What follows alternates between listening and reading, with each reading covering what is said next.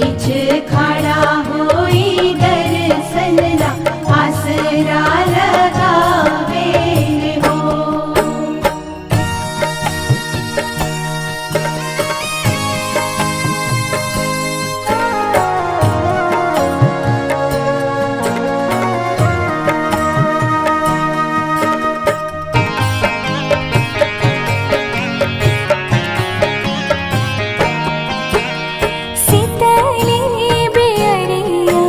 शीतल तुझे पनिया कब देव देवता तू आके दर्शनिया।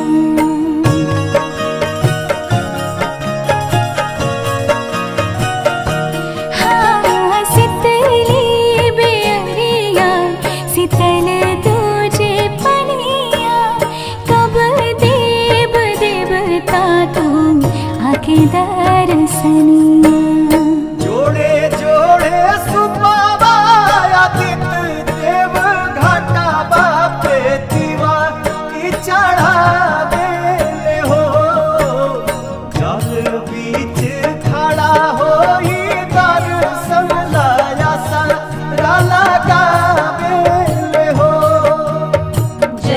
बीच खड़ा होई दर्शन ला आसरा लगावे हो।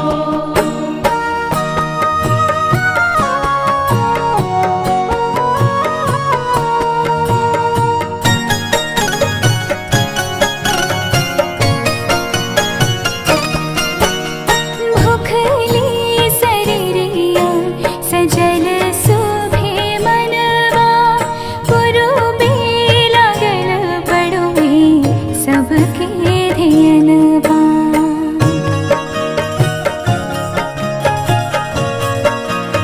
हाँ भूखली शरीरिया सजल सुभे मनवा पुरुबे लागल बड़ुए सबके ध्यानवा। जोड़े जोड़े दौड़ाए दीनानाथ घाटा बापे दीवा की चढ़ावे हो। जल बीच खड़ा होई दर्शन ला आसरा लगावे हो। जल बीच खड़ा होई दर्शन ला आसरा लगावे हो।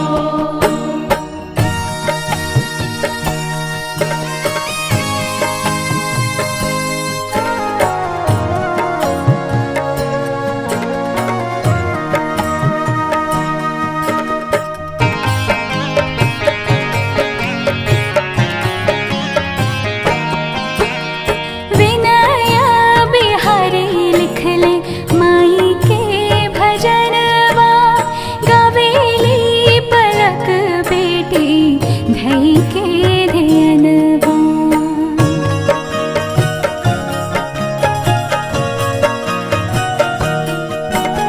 विनया बिहारी लिखले माई के भजनवा गावेली पलक बेटी धई के ध्यानवा।